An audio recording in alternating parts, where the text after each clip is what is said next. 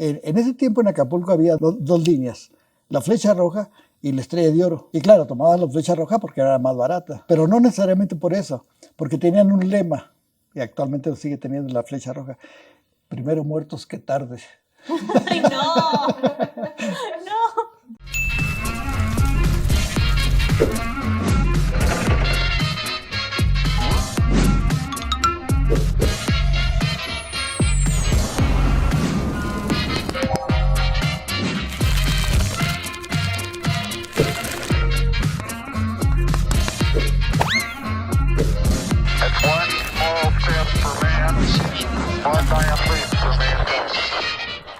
Bienvenidos curiosescos a Sobre Ciencia y otros business. Hoy hablaremos de cómo las bajas temperaturas cambian por completo las reglas de la jugada.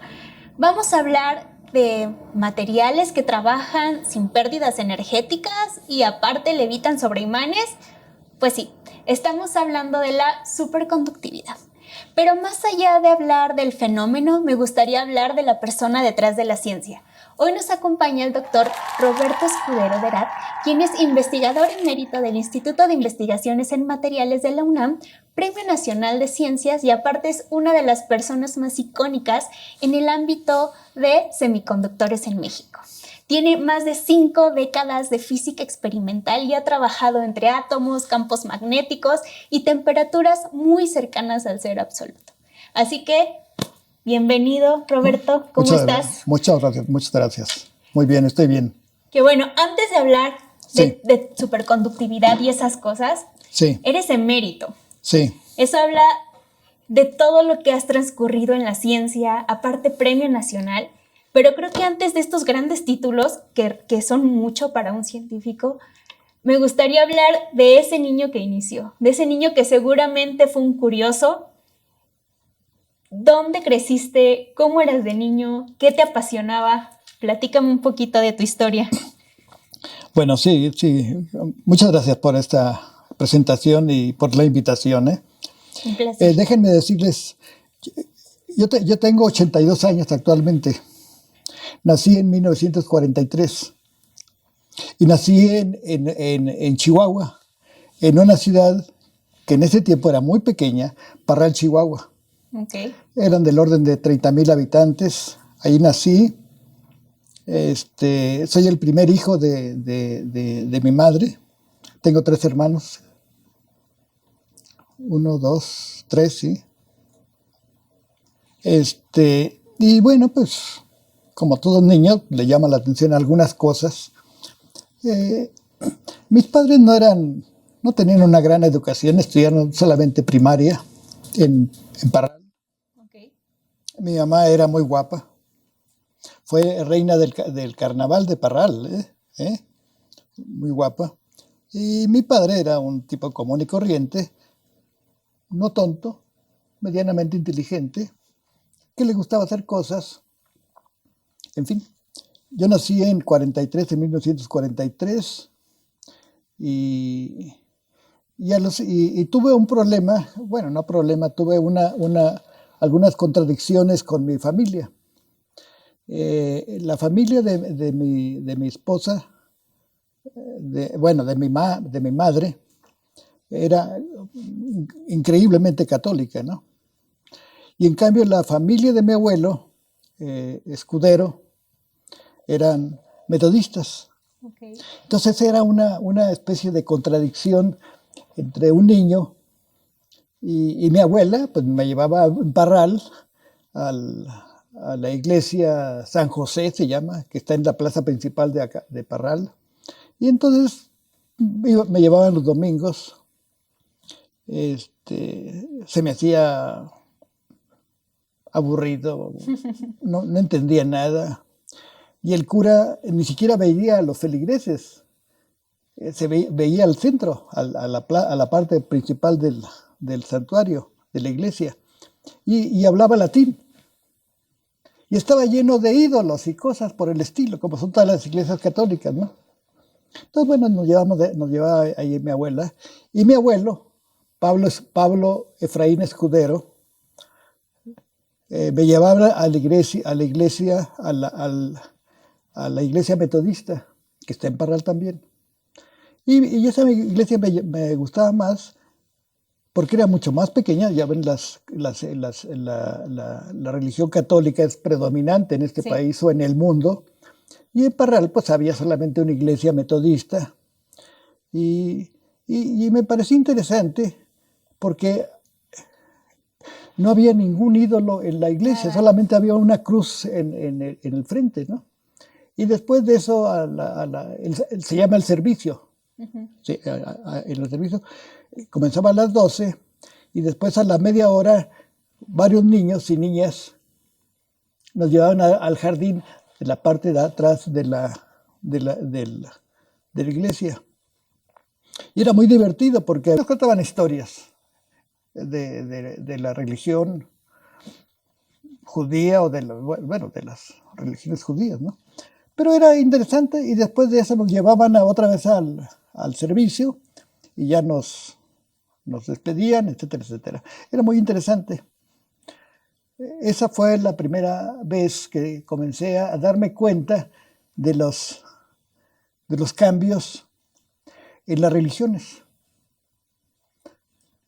Entré después al kinder, allí en Parral. Vivíamos, mis padres y mis abuelos, Escudero, vivíamos en una parte de Parral que se llama la Avenida de las Quintas, porque había casas muy grandes, ¿no? Okay. Y después de eso, con mi tía, que ya murió, tenía un año más que yo, Marta Elizabeth Escudero, salíamos a las 8 de la mañana de las Quintas y bajábamos por Avenida Juárez y llegábamos al kinder. Y yo era muy niño, ¿no? Tendría como 5 años o 6. Y entonces, pues me dormía allí abajo del mostrador, del sillón o del estante que había allí. Pero era divertido. Después entré a la primaria, estuve como unos 2, 3 meses en primaria, y después estudié en una escuela que se llama Artículo 123 Cuauhtémoc, del estado de Chihuahua. Muy bonita la iglesia, ¿no? Y la directora siempre me comparaba con mi padre. No, tú no eres tan bueno como tu padre. Oh, no. ¿Se puede hablar buen español? Sí, se puede. No voy a hablar bien. No. Y entonces, bueno, pues ahí me la pasé un año en primer año y parte del segundo año de primaria. Y después mis padres se mudaron a Acapulco y llegamos a Acapulco. No me acuerdo exactamente la fecha. Acapulco era muy pequeño en ese tiempo. Debe haber tenido 50,000 habitantes. Muy chiquito. Sí, pero cuando llegabas a Acapulco por la carretera federal, entonces llegabas y veías de repente toda la bocana y el mar. Yo nunca había visto el mar, ¿no? Y entonces era precioso. Y hacía un calor enteramente diferente a lo que es Parral, ¿no? Y entonces estuvimos allí y entré a una primaria que está en la calle de la Quebrada. ¿Ustedes conocen Acapulco? Sí. Bueno, la Quebrada es una de las calles largas y comienza a subir hacia el mar. Y en el centro de la calle de la Quebrada está la plaza principal. Y a un lado está una iglesia, la iglesia de Acapulco, y había un banco donde trabajaba mi padre, que se llamaba Banco de Acapulco. Ya no existen esos bancos. Pero enfrente estaba la plaza principal y después a 500 metros estaba el malecón, que está el malecón actualmente. Entonces, la primaria, Ignacio Manuel Altamirano, queda donde comienza la Quebrada, que está plano, y después va subiendo, va subiendo, va subiendo, y hasta mero arriba, allí tenía mi padre y mi madre un departamento, una casa que rentaban, era Quebrada número 71. Y después de allí ya subes un poco más, ya casi no subes, y después está donde se tiran los clavadistas. Okay.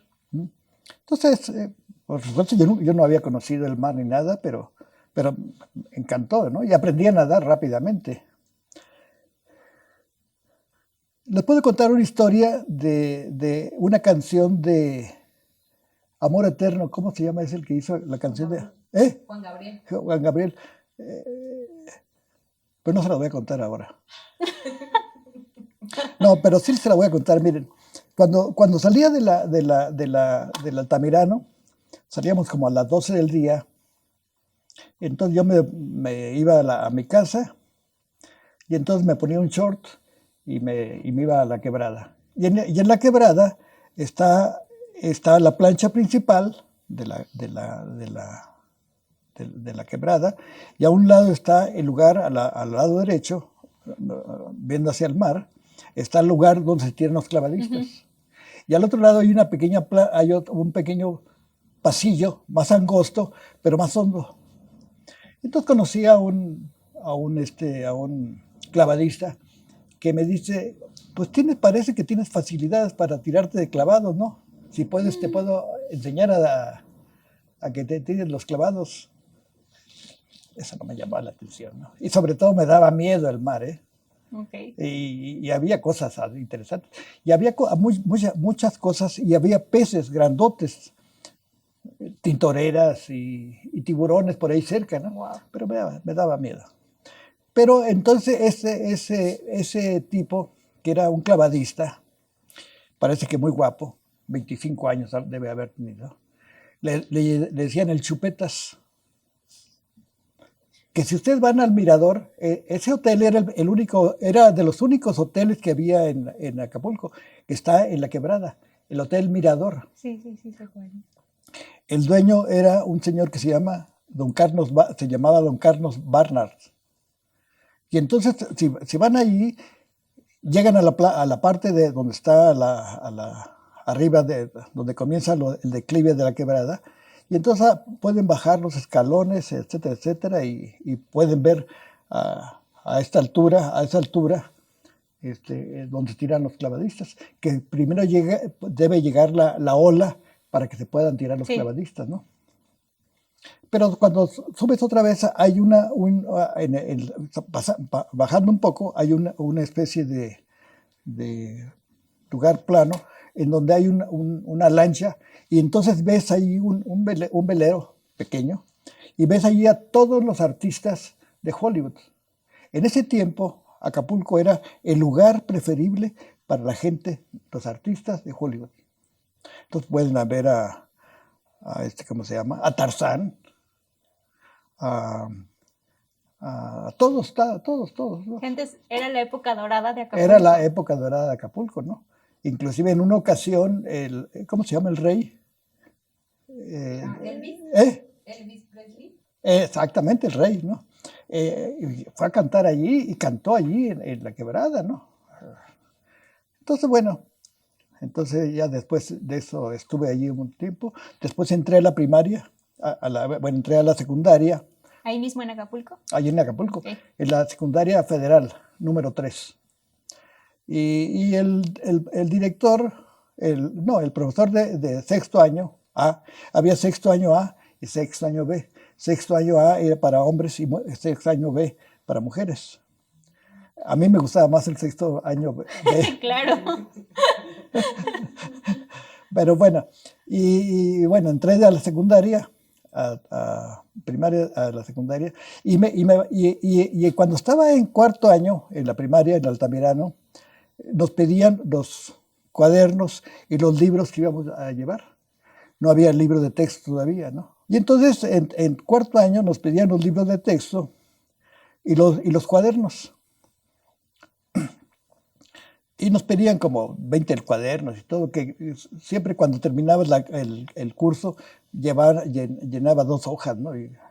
Pero lo muy interesante era que había libros de texto que eran de los profesores del casco de Santo Tomás, que hacían los libros. Y me acuerdo que cuando ya nos dieron la lista de libros, me fui a comprarlos, y había unos libros muy buenos, muy interesantes, pero había un libro que me encantó, que se llamaba Ciencias Físicas y Naturales, tomo 1. con un profesor del casco de San Tomás. Entonces lo comencé a leer. El primer capítulo me lo salté porque era de Adán y Eva. El segundo capítulo más o menos lo leí porque era de palancas de primero y segundo y tercer género. Medio lo leí. Pero el tercer capítulo me encantó porque era de química y física. Y estaba interesante el libro, ¿eh? Y entonces había cosas, por ejemplo, había un experimento que todavía me recuerdo y que alguna vez lo hice cuando estaba niño. Decía el profesor en el texto, dice, tomen un vaso de precipitado, de esos así grandotes, llénelo de agua, voltéelo para que no se salga el agua, y entonces ponga un hierro oxidado al rojo vivo y métalo allí. Y va a comenzar a ver usted que se sale el agua y queda un vapor. ¿Qué es? Yo hice el experimento, es hidrógeno. Eso me encantó. Lo hice el experimento en mi casa, ¿eh? Y bueno, me comenzaron a gustar las cosas, etcétera, etcétera. Después leí otros libros. Y después cuando llegué a la secundaria, pues seguía leyendo cosas de química, porque yo quería ser químico. Afortunadamente no lo fui. Pero después de eso, terminé la secundaria y después, cuando terminé la secundaria, entré a la preparatoria, que no había preparatorias en ese tiempo en Acapulco, ¿no? Todas las escuelas en donde yo estuve eran del Estado. Okay. Nada de... Públicas. Nada, bueno, era del Estado, pero no tenías que pagar nada, ¿no? Y entonces, cuando salí de la secundaria, entré a la preparatoria, pero tuve que esperarme como 6 meses. Y después comencé a trabajar de bellboy en el Hotel Presidente. Y allí me encantó eso, porque estaba la alberca preciosa y me llevaba bien con los cocineros. Comida. ¿Eh? Comida y alberca. Claro. Bueno, no, alberca no me podía meter, ¿no? Pero me llevaba bien con los cocineros y me enseñaron a hacer cosas. Pero el Hotel Presidente era precioso, que está todavía allí, ¿eh? Por donde está la Condesa. Entonces me encantó todo eso, ¿no? Y después ya entré a la Facultad de Ciencias. Y cuando nos veníamos a la Facultad, a la Ciudad de México, tomábamos en la mañana, a las 12 de la noche, para llegar el lunes en la mañana y inscribirnos y todo, y llegar a la Ciudad de México. Y entonces tomábamos el autobús a las 12, la Flecha Roja. En ese tiempo en Acapulco había dos, ¿cómo se llama? Líneas. Dos líneas, la Flecha Roja y la Estrella de Oro. Y claro, tomaba la Flecha Roja porque era más barata, pero no necesariamente por eso, porque tenían un lema, y actualmente lo sigue teniendo la Flecha Roja: primero muertos que tarde. ¡Ay, no! ¡No! Entonces fue eso muy interesante. Yo hice el examen de admisión a la Facultad de Ciencias, que estaba allá, y saqué muy buenas calificaciones, y entré. Pero, a ver, quería ser químico al inicio. ¿Cómo fue ese cambio a ser físico y cuál fue tu momento de quiero física? Sí, no lo sé realmente cuándo fue el momento, pero realmente lo que me llamaba la atención es que para ser químico tienes que aprenderte muchas cosas de memoria. Y en cambio física es cosa de leer, ¿no? Y la otra cosa de que me tornó a ser físico es que tenía un maestro en segundo año de la secundaria que se apellidaba Beltrán. Y entonces tuve varios maestros buenos en la secundaria. Una maestra que se llamaba, no me acuerdo el nombre, la señora Carro. Entonces nos daba biología. Cada año era un libro de texto diferente. El tomo 1, tomo 2, 3. Y era fantástica la señora. Y claro, llevaba álgebra. Y en segundo año tenía, ¿cómo se llama? El profesor Beltrán nos daba física. Y bueno, interesante la clase, me llamaba la atención, pero era interesante. Y el maestro era muy agradable, ¿no? Beltrán. Yo creo que debe estar vivo, porque no, yo creo que ya se murió. Yo tengo 82 años, él debe tener 90 y tantos años. Bueno, y entonces me llamaba la atención, nos decía cosas interesantes de física. Y ya cuando iba a terminar el curso, nos dijo, la próxima clase voy a hablar de la bomba atómica. ¡Ah! Va a hablar de la bomba atómica. Yo me quedé así tembloroso, ¿eh? Y claro, a la siguiente clase no sabía nada de eso, pero fue muy interesante. Pero me dieron ganas de ir. Sí. Y en tercer año de secundaria había un maestro, Mollado, que nos daba matemáticas y el curso era de química, con Beltrán también. También me gustó mucho. Pero me gustó más física porque no te tenías que aprender las cosas de memoria. Pero en química sí tienes que aprender muchas cosas de memoria, ¿no? Pero sí me gustó mucho. Nos cuentas que estudiaste en la Facultad de Ciencias y que claramente ahora no estaba donde está ahora actualmente. No estaba cercana a las islas, si no mal recuerdo. Sí, la Facultad de Ciencias quedaba en donde está actualmente la torre, lo que se llama ahora la Torre 2 de Humanidades. Ahí quedaba la Facultad de Ciencias. Y el edificio que está a un lado de la Torre de Ciencias es el auditorio era el auditorio de la facultad. Y la facultad era preciosa, ¿eh? Tenía los salones así de bajadita y todo eso, ¿no? Era una hermosura. Y había un lado, allí enfrente de la Torre 2 de Humanidades, que era la Torre de Ciencias, había una pequeña alberquita y había una estatua que la tienen acá. La del Prometeo. Exactamente, ¿no? Entonces era interesante. Estuviste ahí, estudiaste física y después ¿qué hiciste? ¿Fuiste a trabajar a la industria? ¿Regresaste? Espérame, sí tengo tiempo de seguir hablando, ¿eh? Sí. Bueno, no, lo que sucede es que tenía maestros buenos, algunos muy malos, pero maestros buenos, algunos muy buenos, y que te impulsaban a que pudieras aprender algo, etcétera, etcétera, ¿no? Y los laboratorios en ese tiempo en la facultad eran más o menos regulares. Ahora deben ser mucho mejor, ¿no? Pero había maestros de laboratorios que eran muy buenos.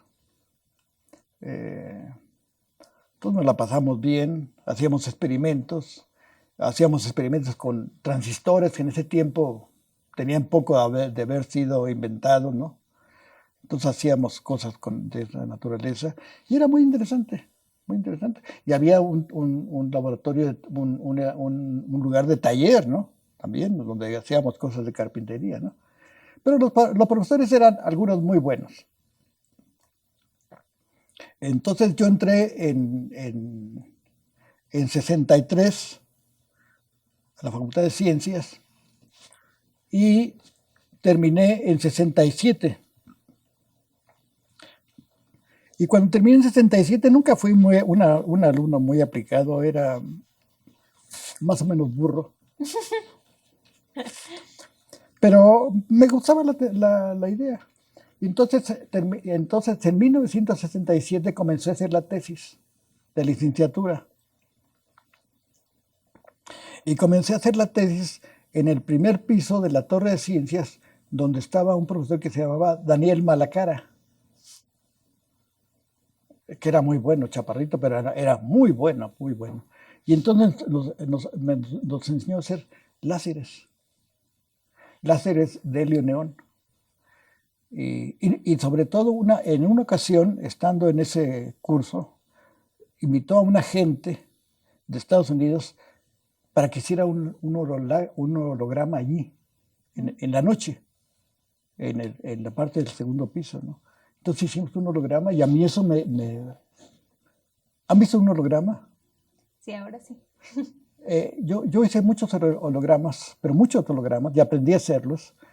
Y cuando yo estudié en Canadá el doctorado. Cuando me fui a Canadá me pidió un muchacho de la Facultad de Ciencias, que ya estaba acá, que si le prestaba mis hologramas. Y era una caja de Kodak, que nunca me lo regresaron, lo cual me siento terrible, ¿no? Todavía me duele eso, ¿no? Pero eran hologramas preciosos que cuando los iluminas con láser, haz de cuenta que estás viendo por una ventana. Sí, así tengo pocos de esos, pero un día se los muestro. Como a ti te dije que te íbamos a dar el tren levitado. Pero sí, me encantaba. Y bueno, estudié eso, hice la tesis de láseres. Y después de eso, cuando hice la tesis, me fui a trabajar a Pemex. Pemex en ese tiempo estaba en Humboldt y Avenida Juárez, en el centro. Estaba Avenida Juárez y la calle que toca a Juárez es Humboldt. Y entré a trabajar ahí en un departamento que se llamaba de electrónica y quién sabe qué cosas. Y entonces presenté el examen, vine a Acapulco, llegué allí, presenté el examen, no me había recibido todavía de físico. Y entonces salí muy bien en el examen y me hablaron por teléfono, me fui otra vez a Acapulco porque me iba a jugar fútbol en la playa, ¿no? Y entonces me hablaron por teléfono que tenía que venir a la Ciudad de México. Vine allí al Departamento de Ingeniería Electrónica y Telecomunicaciones. Y entonces el jefe de ahí me dice, pues Escudero, usted pasó muy bien, pero no lo podemos contratar porque es físico. ¿Y qué tiene? Bueno, imagínate eso, 67, ¿eh? Bueno, pero los mandamos a la zona sur, a Coatzacoalcos. Y dije, no me quiero ir porque quiero terminar mi tesis. Y si me voy para Coatzacoalcos ya nunca voy a terminar nada. Bueno, pues... y después me hablaron al otro día y me dijeron, bueno, véngase, presente otro examen. Y presenté 2 o 3 exámenes. Uno de matemáticas, otro de ingeniería, otro que sea, y los pasé todos. Y me dijeron, bueno, pues, pero no quiero irse a Coatzacoalcos, no. Entonces me quedé trabajando allí. Y me lo pasé encantado de la vida. Todavía en ese tiempo no había las torres de Pemex. Pemex estaba allí en Juárez, en Humboldt y Avenida Juárez. Y entonces ya se hicieron las torres de allá de donde está en Marina Nacional, donde están las torres de Pemex. Y ahí estuve trabajando algún tiempo. Y entonces, y recorrí, me gustó, me encantaba la electrónica. Y sí era buena para la electrónica, ¿no? Pero era muy buena. Entonces recorrí todo Pemex, desde Ciudad Pemex hasta la parte norte de la República. Y me encantó eso. Conocí muchas cosas interesantes. Y entonces, en ese tiempo me fui un mes a Argentina, porque nos invitaron a que fuéramos a algún curso, y yo di una plática sobre láseres. No creo que haya sido nada bueno, pero lo que sí me encantaba, me gustó la comida argentina. Ay, sí. Estuve allí en Buenos Aires, estuve en La Plata. En La Plata en la mañana teníamos que tomar un tren para ir a La Plata, que de Buenos Aires son como 2 horas y media a La Plata. Y yo tenía una cámara que había comprado, usada, una Nikon F, que son preciosas esas cámaras, y la tengo todavía. Lo interesante es que entonces me levantaba a las 7 de la mañana, medio dormido, iba allí en el tren, y entonces estaba ahí, y de repente decía, próxima estación, La Chingada. ¡Oh! Dije, yo quiero estar en La Chingada, yo nunca he estado allí, y me bajé allí. El tren se paraba como 15 minutos, me bajé y tomé fotos. Yo he estado en La Chingada. Literal. Y bueno, nos fuimos a La Plata, y en La Plata es un lugar, una ciudad mucho más pequeña que Buenos Aires, pero muy interesante porque han descubierto muchos dinosaurios por ahí.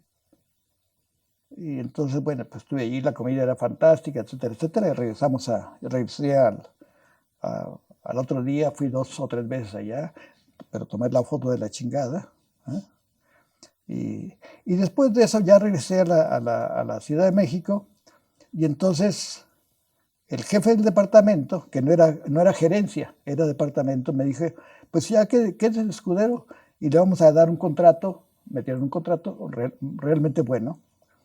Y le digo, y estuve otro año en Pemex. Y entonces, ¿qué va a hacer? Dice, me voy a regresar a la universidad.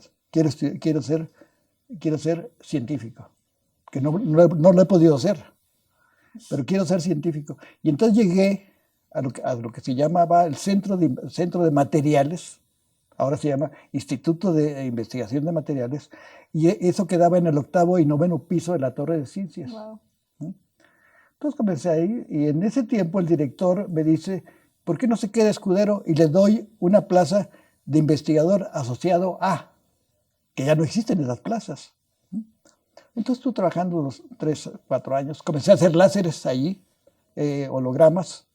Aprendí a hacer buenos hologramas.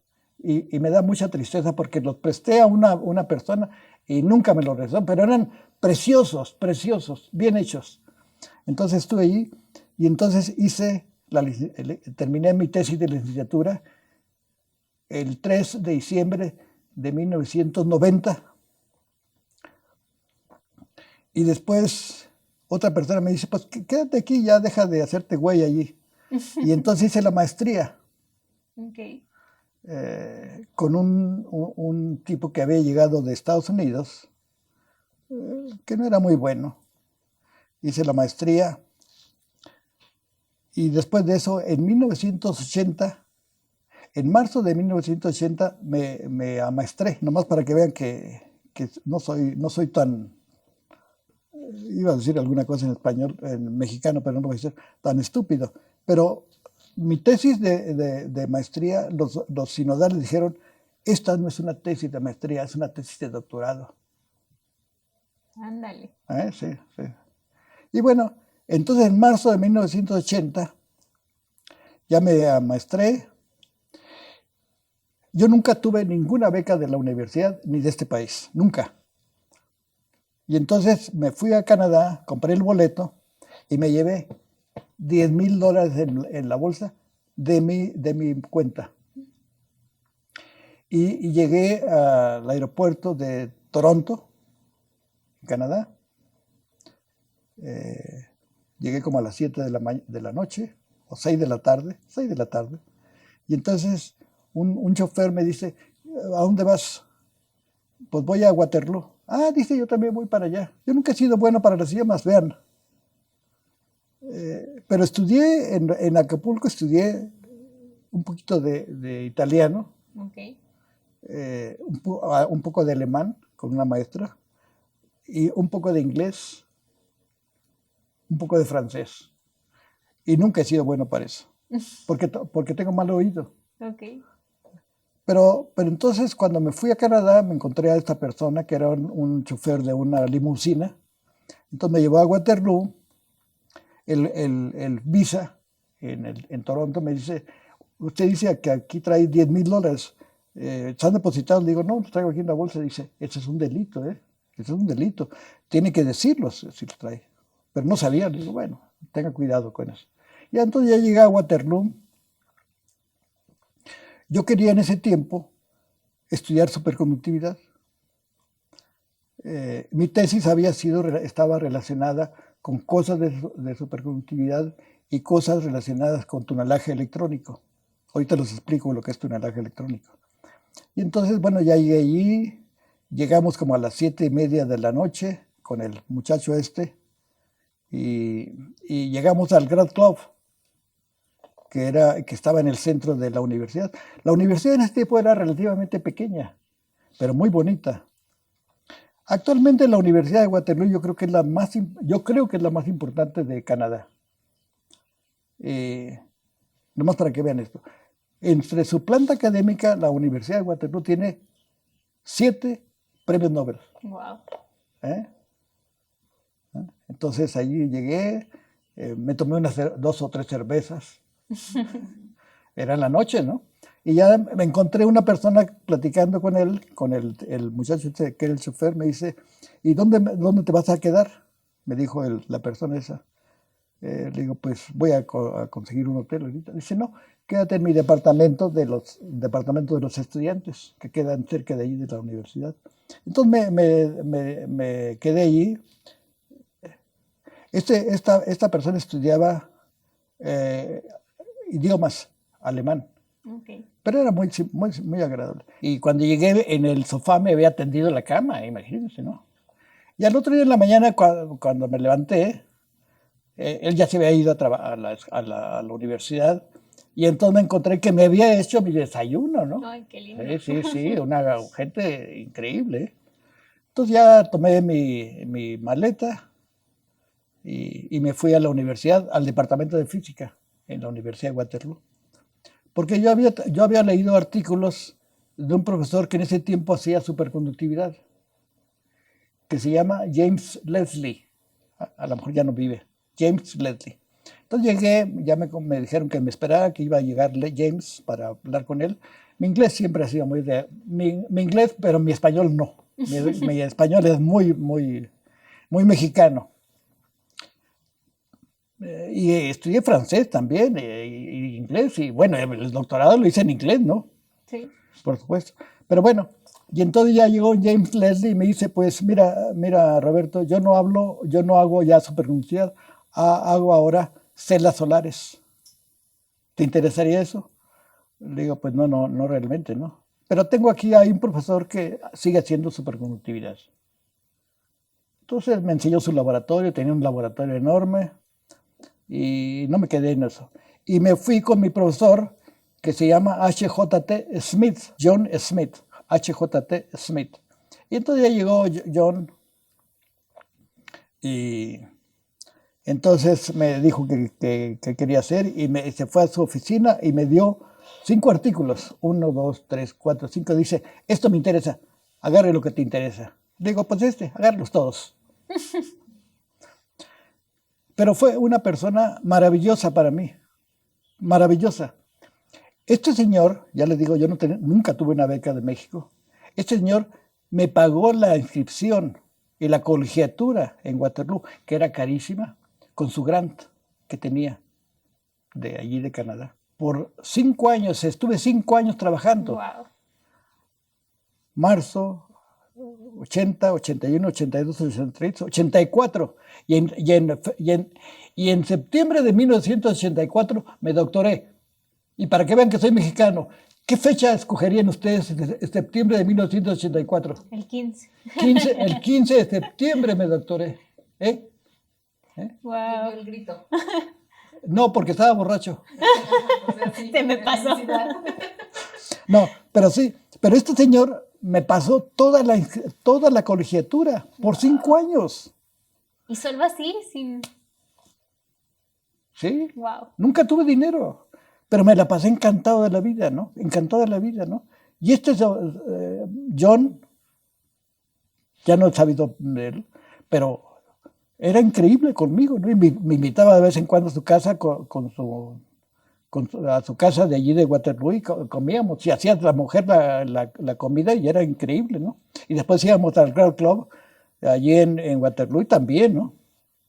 Bueno, entonces, nomás para que vean mi nivel de conocimiento del inglés. En marzo de 1980, cuando llegué, yo siempre he trabajado sábados y domingos. Entonces, cuando llegué allí un sábado, no había nadie, pero ya tenía la llave del departamento de física. Entonces, como eso de las 12, ya me comenzó a dar hambre. Y cerca de allí de la Universidad de Waterloo había un pequeño mall. O sea, caminaba 1 o 2 kilómetros, entonces uno entraba al mall, pero muy pequeño. Entonces estaba una canadiense, guapita, chiquita, jovencita, y me dijo, creo que me dijo, dice, ¿qué quieres? Digo, one hamburger. Entonces ya, bueno. Y entonces al rato me preguntó, fíjense qué curioso, me preguntó, ¿to here or to go? ¿Qué es eso? ¿Qué es eso, ¿To here or to go?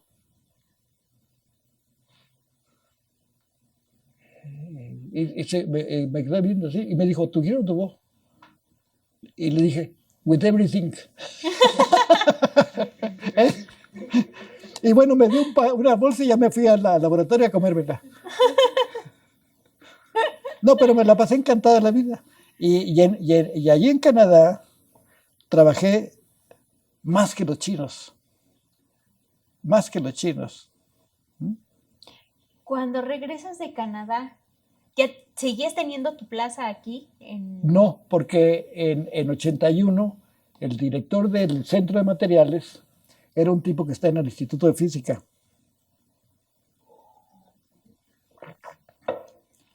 Que me dijo, era director de aquí del Centro de Materiales. Es un tipo actualmente está en el Instituto de Física.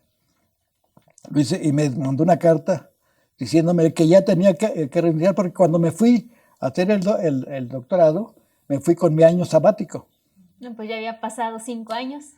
Pero no, cuando entré, Ajá. cuando me dieron el contrato, me fui en año sabático. Okay. No se había pasado algo de tiempo, pero me fui en mi año sabático, que es un año. Uh-huh. Entonces me fui y este señor, en 81, me mandó una carta diciendo que tenía que regresarme o renunciar. Y le dije, le mando mi renuncia, se la mandé. Bueno, regresé y después en 1984, yo regresé el 1 de enero de 1985. Y entonces el director en ese tiempo del instituto era una persona que ya no está aquí. Y había otra persona, el secretario académico, que era Tatsuo Akachi, no lo conocieron, no. De origen japonés. Entonces me invitaron a que en ese tiempo, en los primeros días de enero del año, cada año lo hacían una reunión que se llamaba reunión de invierno. Y lo hacían en algún lugar del Estado de México, de Cuernavaca o por ahí. Muy interesante. Y entonces fui en el autobús que alquiló la facultad y nos fuimos al Hotel Presidente, allá en Cuernavaca. Y entonces allí, cuando estaba en la alberca, llegó Tatsuo Akashi y el director y me dijeron, pues la idea que estuvieras en esto es para que te quedes en México. Y le digo, pero pues no tengo nada para trabajar aquí, ¿no? No había nada de los equipos, tú me conoces mi laboratorio, ¿no? Tengo todos los equipos, ¿no? Que yo los he conseguido. Le digo, pero ¿qué querrías para comenzar a trabajar? Un equipo para hacer bajas temperaturas, ¿no? Uh-huh. Entonces me dice, yo te doy, ¿cuánto vale eso? Como $50,000. Y compré un refrigerador de ciclo cerrado que llegaba a 10 Kelvin. Wow. Y comencé a hacer experimentos, muchos experimentos. En ese tiempo se había descubierto los superconductores cerámicos y comencé a hacer muchos experimentos en eso. Bueno, me la pasé encantada de la vida. Inclusive salió publicado un artículo en la Gaceta de mis medidas en 1987-88, ¿no? Porque comencé a hacer experimentos. Y entonces, pues, me la pasé encantada de la vida. Y el artículo en la Gaceta salió publicado con mis medidas, porque nadie sabía de qué eran las cerámicas superconductoras. Pero había un químico allí que era muy extraño, no muy bueno, pero era listo. Y entonces me ayudó a hacerlo. Y después lo publicamos en la Gaceta. Y esa publicación de la Gaceta de aquí de la UNAM, salió en todos los periódicos de México. En El Universal, en 3 o 4 periódicos de México. Pero lo más interesante es que en ese tiempo, quien era el presidente, le mandó una carta a Carpizo, diciéndole que se sentían muy complacidos que se habían hecho esos experimentos en la UNAM y que eso era fantástico, etcétera, etcétera, todas las cosas que quieran ustedes. Y entonces este presidente nos concedió, fundamentalmente a mí, un premio de $1 millón. Wow. para la UNAM. Pero como yo era el que hacía todas las cosas de superconductividad, entonces yo lo repartí a la Facultad de Química, al Instituto de Física, al Instituto de Química, a la Facultad de Ciencias y a mí. A esos le repartí dinero. Y yo me quedé con bastante dinero para comprar los equipos que actualmente tengo, que eran del orden de, no sé, $400,000, $500,000 pesos, porque nos habían dado 1 millón. Entonces ahí comencé a hacer cosas. Wow. Escudero, para todos los que nos escuchan. Dime, Roberto. Bueno, Roberto, para todos los que nos escuchan, muchos quizá no tengan ni idea de qué es un superconductor. Claro. ¿Nos puedes explicar? Claro, por supuesto, claro. En palabras bien sencillas. Claro, háblame tú, no me digas de usted. ¿Qué es un superconductor? Y en un ejemplo cotidiano, ¿dónde lo podemos encontrar? Sí, te los explico. ¿Qué es un material superconductor? Los primeros experimentos que se hicieron de superconductividad fueron hechos en Leiden, en Holanda, por un científico que era buen experimentalista, poco conocimiento de teoría, pero buen experimentalista, que se llama Heike Kamerlingh Onnes. Así se escribe y así se pronuncia. Y entonces él estudió en Heidelberg. Heike Kamerlingh Onnes estudió en Heidelberg. Y cuando llegó otra vez a Holanda, ya con su doctorado, comenzó a tratar de hacer cosas a muy bajas temperaturas. Y una de las cosas interesantes que hizo es que comenzó a adiestrar a técnicos para que hicieran soplado de vidrio. En química, hacer las cosas de soplado de vidrio, los matraces o las cosas de eso, hay que tener mucho cuidado. Y la ventaja que tiene el soplado de vidrio es que queda completamente cerrado, no como las cosas de acero inoxidable, porque tienen muchas fugas. Entonces comenzó a hacer eso y enseñó a estos muchachos a hacer el soplado de vidrio, y le llamaban los Blue Boys, porque iban vestidos con casacas azules. Y en ese tiempo, ya cuando tenían esas cosas, comenzó a licar helio, porque tenía un hermano que trabajaba en una compañía por allá por Europa, en donde había helio, gas. Y entonces le comenzó a proporcionar a Kamerlingh Onnes el gas, y entonces comenzaron a licuarlo. Y una de las cosas que había en ese tiempo había 3 modelos teóricos para explicar qué es lo que pasaba con los materiales a muy bajas temperaturas. Los materiales, cuando están a altas temperaturas, si son metales, tienen una resistencia alta, una resistencia eléctrica alta. Comienza a enfriarse el material y comienza a disminuir la resistencia eléctrica. Y si los enfrían mucho, cercanos al cero absoluto, o sea, 2 Kelvin, 10 Kelvin o 5 Kelvin, entonces se vuelve un metal perfecto, o sea, no tiene resistencia eléctrica. Ese es un modelo. El otro modelo de otro teórico que estaban allí en Leiden era de que cuando un material que es metálico se enfría mucho, llega un momento en que llega a una resistencia residual, un valor que ya no baja la resistencia. Y el otro decía que cuando un material metálico se enfría mucho, llega un momento en que se vuelve un aislante. Eso es muy interesante, porque decía que los electrones se congelan y ya no pueden conducir. Eso es interesantísimo, ¿no?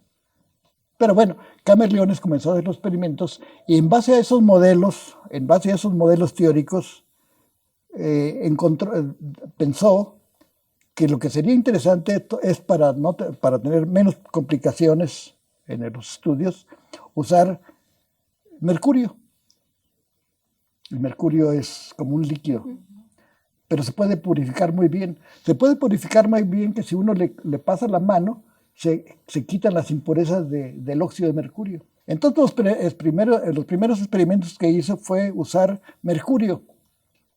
Y entonces lo que hizo es que puso un capilar con un poco de mercurio, en los extremos le inyectaba la corriente, y en las partes del medio, con pequeños hoyitos, medía el voltaje, la caída de potencial, el voltaje. Entonces, eso es R igual a V entre I, la ley de Ohm.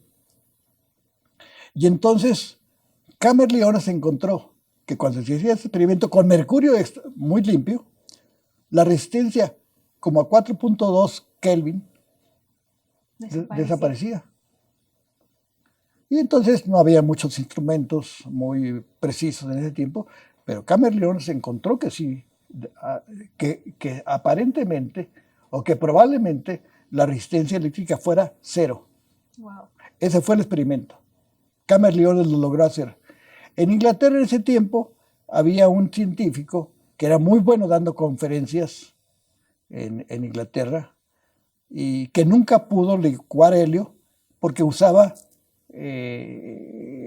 contenedores de acero inoxidable y siempre tenían fugas. Y en cambio Camerlíon lo había hecho con materiales de vidrio. Entonces, Camerlíon le dieron el premio Nobel porque licuó por primera vez el helio. Entonces, ¿qué es superconductividad? Un material superconductor es un material que a muy bajas temperaturas, a cierta temperatura, que se llama la temperatura crítica, la resistencia eléctrica desaparece. Ese es un superconductor, la primera propiedad. La segunda propiedad que tienen los superconductores es que cuando un material pierde la resistencia, se vuelve un sistema que rechaza los campos magnéticos. Okay. Eso se llama el efecto Meissner. Esas son las dos características de un material superconductor. Y con estas propiedades, ¿qué aplicaciones podría haber? Todas. Porque ahorita, bueno, lo que más, si nosotros googleamos en nuestra computadora superconductividad, lo más probable es que nos aparezcan los trenes, el tren bala, este tipo de cosas, pero realmente, ¿cómo es que funciona esto? Tienen que ir a ver mi laboratorio y les voy a mostrar esos experimentos. Sí, lo que sucede es que cuando un material se vuelve superconductor, aparece una cosa que rechaza, el material superconductor rechaza los campos magnéticos dentro de su material. Eso se llama efecto Meissner. Debería llamarse efecto Meissner-Ochsenfeld, porque era el ayudante de Meissner.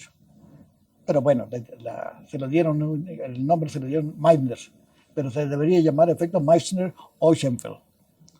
Y entonces expulsa los campos magnéticos, un material superconductor expulsa los campos magnéticos, y entonces al expulsar los campos magnéticos, si pones un material en un material magnético, el material superconductor va a flotar por efecto Meissner. Por esta repulsión que exactamente. tiene. Y esa es una propiedad cuántica increíble. A simple vista se puede ver. Entonces, eso es lo que les quiero mostrar ahora cuando vayan a mi laboratorio, para que vean que tengo un riel que da vuelta. Entonces ponemos un superconductor y entonces flota, cuando está frío, flota el superconductor y entonces lo impulsan y va flotando, ¿no? Y así se hacen los trenes. ¿Qué otro tipo de aplicaciones la aplicación más interesante es hacer la tomografía digital computarizada, que pones con esos campos magnéticos, pueden crear campos magnéticos muy perfectos, muy altos, y pueden aislar el campo magnético. Y eso se llama tomografía digital computarizada. Wow. Entonces, por eso te ponen un material de esos, pueden verte toda la panza, los órganos, etcétera, etcétera, y entonces no se requieren rayos X. Claro. Entonces, algo que realmente está ayudando a la sociedad. Claro. ¿no? O sea, no se quedó solo en un paper, en un congreso, sino realmente está ayudando mucho. Sí. Y ahorita, ¿cuál es como el hit o en qué punto está la superconductividad? Porque claro que esto ha sido un avance, como dices antes, teníamos que esperarnos a temperaturas muy cercanas al cero. Claro. Ahorita, ¿dónde estamos posicionados? Sí, esa es interesante la pregunta, ¿no? Lo que sucede es que le decía hace un momento, los materiales superconductores en ese tiempo, antes de los superconductores cerámicos, eran del orden máximo de 10 Kelvin. Uh-huh. Algunos elementos de la tabla periódica, la máxima temperatura son cerca a los 10 Kelvin y más abajo, pero más arriba no.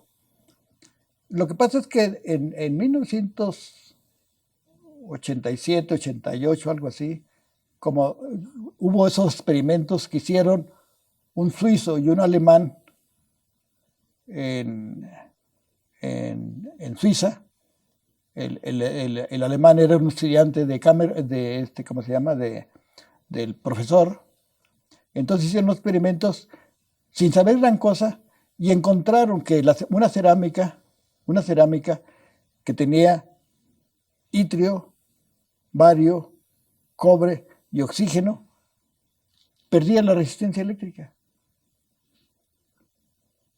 No se sabía cómo era la fórmula ni nada, ni ellos sabían la fórmula, pero perdía la resistencia eléctrica como del orden de 25 Kelvin. Eso fue un avance extraordinario. Toda la gente ansiosa por la fama, comenzaron a hacer esos experimentos. Y hubo infinidad de gente que comenzó a hacer esos experimentos. Y se hicieron congresos internacionales, etcétera, etcétera, ¿no? Y bueno, y se descubrieron nuevos materiales. Algunos teóricos decían que ellos habían ya descubierto esa cosa. Falso, porque la gente quiere volverse famosa. En ciencia hay que ser muy cuidadosos, pero muy cuidadosos de todo. Y cuando uno hace un experimento, y yo soy experimentalista, cuando uno hace un experimento, tiene que ser muy cuidadoso. Si el experimento está bien o uno puede inventar cosas, que no es correcto eso. Pero hay gente que le encanta la fama y les da mucho prestigio, ya, aunque al final de cuentas se den cuenta que era mentira todo, ¿no? Hay que ser cuidadoso en todo eso. Entonces, a muchos científicos, muchos teóricos decían que ellos habían descubierto tal cosa, etcétera, etcétera, que era súper falso. Lo que pasa es que habían visto cosas que habían hecho otras gentes y decían que eso lo habían descubierto ellos falso. Yo muchas veces cuando hago experimentos y que veo experimentos relacionados con lo que yo estoy haciendo, encuentro cosas que digo, esto está mal, ¿no? Y mi experimento no lo publico hasta determinado tiempo, cuando estoy absolutamente convencido de que es correcto, ¿no? Así debería de ser. No es así. Debería. Los humanos somos diferentes. Sí. Yo tenía muchos estudiantes, y lo hago no porque sea porque sí me gusta, por supuesto me gusta, pero yo siento que es la función fundamental de un profesor, educar a la gente. Y si uno hace eso, pues uno se siente complacido, pero se siente uno que está aportando más al medio, a México, a este país que yo, a pesar de todas las cosas que digo, me gusta, me encanta. Ya ven que me recibí el 15 de septiembre, ¿no? Pero me gusta. Tengo 82 años y sigo trabajando sábados y domingos. Bueno, ya los domingos no, porque los domingos me voy a emborrachar con mis suegros. En fin, ¿para qué sirve la superconductividad? Pues para hacer trenes levitados, para hacer tomógrafos, que se puede ver la panza sin necesidad de rayos X y con una resolución más increíble. Y se pueden hacer infinidad de cosas. En el CERN, en Suiza, para mover los protones en un anillo de 30 kilómetros de diámetro, se mueven con bobinas superconductoras. Los materiales superconductores son los que pueden crear los campos magnéticos más intensos. Y eso hace que los protones en el CERN alcancen velocidades.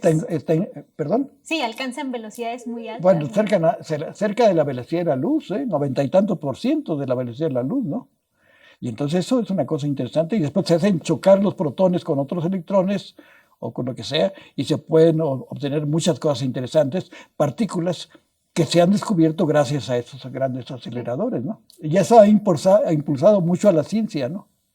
Que son cuestiones completamente básicas, pero que tienen aplicaciones eventualmente. Ahorita que nos estás contando todas estas aplicaciones que hay, me entra la duda, ¿en qué estás trabajando actualmente? ¿Y cómo conservas este ímpetu, esta curiosidad? Lo que estoy estudiando es que en la teoría de Bardeen-Kupper-Ziffer hay una gente que dice que la teoría tiene muchos defectos, lo cual es cierto. Este se llama Jorge Hirsch, que está en la Universidad de California, San Diego. Jorge Hirsch, argentino. Aquí hay un Hirsch en el Instituto de Ciencias Nucleares que se llama Hirsch, que se apellida Hirsch, que no creo que tenga ningún parentesco. Pero Jorge Hirsch es argentino, es un tipo brillante, es un tipo brillante. Y entonces él dice que la explicación del efecto Meissner y otras cosas no están bien. Yo creo que a Jorge Hirsch, en alguna ocasión, si se porta un poquito mejor que yo, le van a dar el premio Nobel.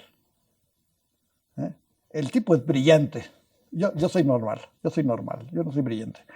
Pero creo que le van a dar el premio Nobel, porque explica todo lo que dicen los científicos que trabajan en su probabilidad. Ya está explicado, falso, no está explicado.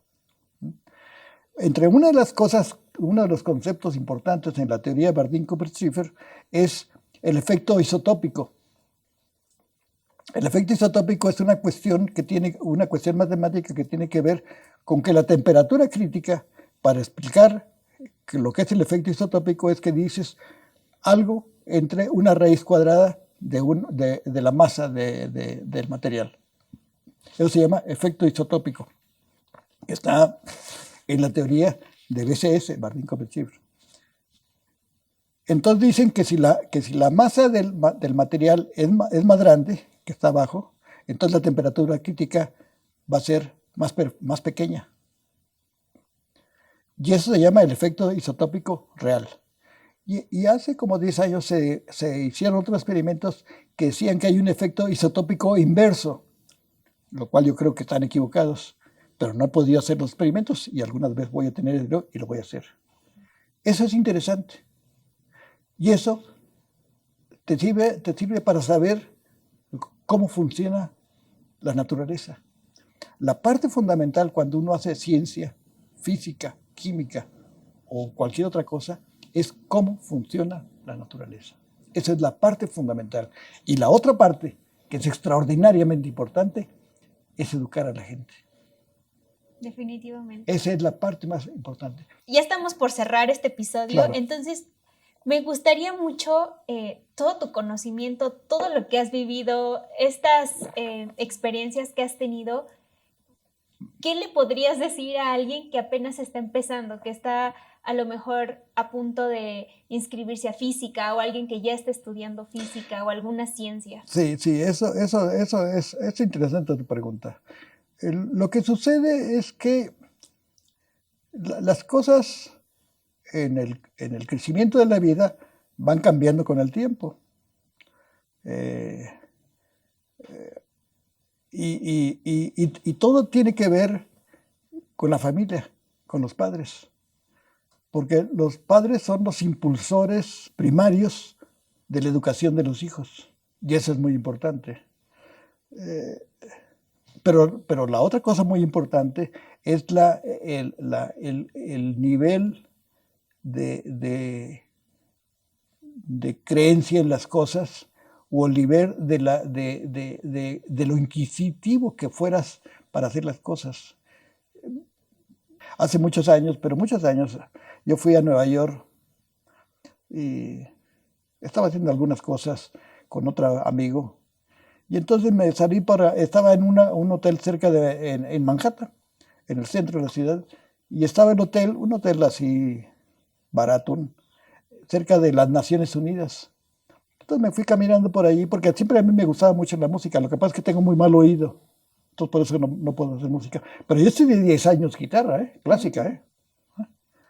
Y entonces me fui caminando por allí, y pasé por Carnegie Hall y todo ese tipo de cosas.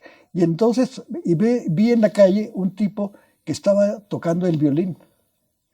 Y la gente pasaba por ahí. Y entonces me dije, este tipo cómo toca bien. Y me paré y me senté en la banqueta. Y al rato le dije, ¿usted es fulano de tal, verdad? Dice, sí. ¿Y por qué está tocando aquí? Porque es una propaganda, me están filmando por allá. Y la gente no se paraba. ¿Y saben por qué no se para la gente? Porque no tenía ni idea. Porque la gente no tiene idea y la gente cree que la fama es importante. Falso. Lo importante es que seas bueno para hacer las cosas. Sí, definitivamente. Así que lo que estudies... Claro, lo que uno estudie es lo que... primera cosa, uno debe tener una cierta iniciativa, una iniciación hacia la ciencia, el arte o lo que fuera. y debe ser creado por alguien. Sí. ¿Quién es ese alguien? Un profesor, o una maestra, o una profesora, o un agente de kinder, lo que fuera. Esa es la parte más importante, porque allí comienza a plantearse todas las cosas de lo que se tiene que aprender. Si no lo tienes, puedes hacerlo, porque hay mucha gente que es brillante que puede hacerlo. Me acuerdo que hay un tipo brillantísimo que nunca tuvo ninguna preparación. ¿Cómo se llamaba ese matemático hindú? Ramanujan. Mira, fíjense, eso depende de la inteligencia de la gente. Este tipo nunca tuvo ningún contacto con gente educada. Pero de repente le llegaron libros y comenzó a leerlos y a hacer cosas importantísimas, pero importantísimas. Y después se fue a Oxford. Y entonces comenzó a hacer cosas allí. Y el tipo es un verdadero genio, es un brillantísimo. Y este tipo con que se fue a trabajar lo estuvo impulsando para que hiciera las cosas con más detalle. Un buen mentor. Un buen mentor. Eso es muy importante. Y esa es la parte que es importante de esto que estoy al punto de terminar. ¿Qué es lo más importante para hacer cosas en la vida? Los mentores. Buenos padres, que pueden ser los primeros mentores, buenos educadores, buenos profesores. Esa es la parte más importante. Muchas gracias por haberme invitado. No, a ti por la charla. Al contrario, ¿algo más que quieras agregar, Escudero, antes de despedirnos? Sí, bueno, sí, que es lo que más importante que se tiene que haber cuando uno está creciendo, tener buenos educadores, hacerle caso a los educadores, tener curiosidad para todo. Sí, ya lo escucharon, curiosescos. La mayor curiosidad que se pueda, siempre con la ética que es correspondiente, porque no nos gustan las mentiras. Y en un ámbito científico, siempre es lo primero que tenemos que cuidar, comprobando con hechos. Claro. Y muchas gracias por estar aquí, por tu tiempo. Y no creerse todo lo que sucede. Hay que tener mucho cuidado en eso. Hay que ser crítico, pero muy crítico. No extraordinariamente crítico para no creer en todo, sino que hay que cierto grado de creencia en las cosas y después investigar más y ver si es cierto. Así es, no se crean lo primero que escuchan, sean críticos. Muchas gracias, curiosescos, por llegar hasta el final de este episodio. Es un placer tenerlos con nosotros y por favor, síganos en todas nuestras redes sociales como @IIMUNAM y con nuestro bonito proyecto de divulgación, #interesante. ¡Adiós!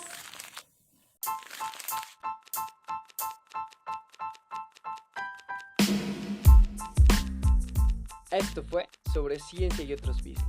Síguenos en nuestras redes sociales para más contenido. En Facebook e Instagram nos encuentran como IIMUNAM y en Spotify como Interesante. Bueno, muchas gracias a todas, niñas. Hasta luego. Y gracias. Gracias por invitarme. Y vayan a ver el tren. ¿Cuándo van a ir? La siguiente semana, ¿se puede? Sí, claro. ¿Cuándo? Bueno, me dicen. Sí. Como eso de las 11, 12. Gracias. Gracias a ustedes.